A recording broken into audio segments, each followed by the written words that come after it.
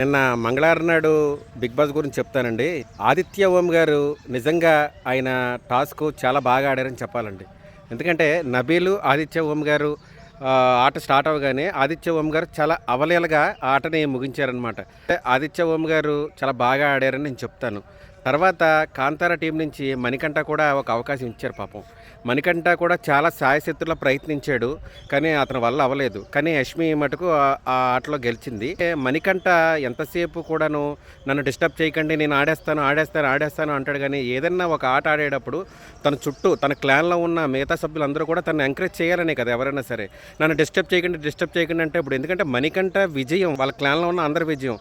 గెలవాలని చెప్పి అందరూ సపోర్ట్ నన్ను ఇబ్బంది పెట్టకండి, నేను ప్రశాంతంగా ఆడనే ఉండంటే లాస్ట్కి ఆ కన్ఫ్యూజ్ వల్ల కూడా తను ఆడలేకపోయాడు అనిపించింది.